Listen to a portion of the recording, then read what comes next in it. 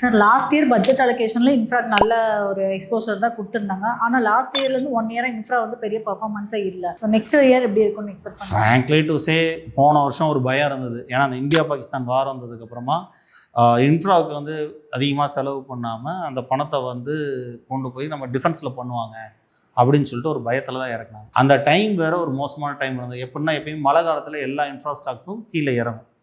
மூணாவது, இந்த வருஷம் நிறைய பணம் இது பண்ணியிருந்தாலும் அந்த ரோட் டிரான்ஸ்போர்ட் சம்மந்தப்பட்ட இன்ஃப்ரா கம்பெனிஸ்க்கு வந்து பார்த்திங்கன்னா பெரிய லெவலில் ஆர்டர்ஸ் வந்து பாஸ் ஆகலை. எக்ஸிக்யூஷன்லேயும் இந்த அளவு ப்ராப்ளம் இருக்குது. இதனால தான் ரோடு இன்ஃப்ரா சம்மந்தப்பட்ட ஸ்டாக்ஸ் எல்லாமே வந்து கீழே இறங்கிட்டு. அண்ட் இது ஒரு லெவலுக்கு தான் கீழே இறங்கும். மறுபடியும் அவங்க ஆர்டர்ஸ் கொடுத்து தான் ஆகணும். ஏன்னா இந்தியா மாதிரி கண்ட்ரியில் கனெக்டிவிட்டி ஜாஸ்தி ஆகணும். நிறைய காரிடோர்ஸ் வந்து போட்டுக்கிட்டே இருக்காங்க. ஏன்னா இப்போ சென்னை பெங்களூர் பார்த்திங்கன்னா எக்ஸ்பிரஸ்வே காரிடோர் போட்ட மாதிரி நிறைய ஊரில் பண்ணிட்டு தான் இருக்காங்க.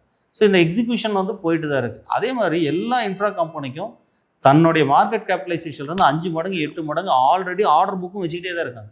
ஸோ இப்போதைக்கு நியூ ஆர்டர்ஸ் வரலினாலும் எக்ஸிஸ்டிங் ஆர்டர்ஸே அவங்களுக்கு வந்து பார்த்திங்கன்னா சஃபிஷியண்ட்டாக தான் இருக்குது. அப்போது ஸ்டாக்ஸ் வந்து பார்த்திங்கன்னா ஏன் கீழே இறங்கிட்டு இருக்குன்னு பார்த்திங்கன்னா இன்வெஸ்டரோட அண்டர் வேல்யூவேஷன் இருக்கும், இன்வெஸ்டர்ஸ் ஃபியராக இருக்கலாம்.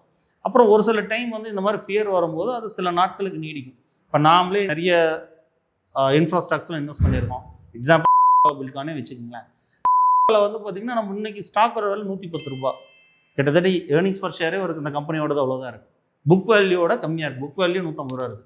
இன்ட்ரென்சிக் வேல்யூ கரண்ட் ப்ரைஸ்லேருந்து கிட்டத்தட்ட 10 மடங்கு மேலே இருக்குது. இன்னமும் நினச்சிங்க, இப்போ இருக்கிற வருமானத்துக்கு தான் இந்த ஸ்டாக் வந்து இன்ட்ரென்சிக் வேல்யூ இதை விட 10 மடங்கு ட்ரேட் ஆகணுங்கிற நிலைமையில் இருக்குது. இன்னும் 4 வருஷத்தோட வருமானம் வேறு உள்ளே வரணும். அப்போது இந்த போர்ட்ஃபோலியோ நம்ம கிரியேட் பண்ணதனோட நோக்கம் 2030 நம்ம போர்ட்ஃபோலியோ எவ்வளோ பெட்டராக இருக்குன்னு சொல்லிட்டு தான். ஒரு கம்பெனி அண்டர் வேல்யூவில் வாங்கியிருக்கோம், கரெக்டு தான். ஆனால் அதுக்கப்புறமும் ஒரு எக்ஸ்டர்னல் ரீசன்னால ஸ்டாக் இறங்கிடுச்சு.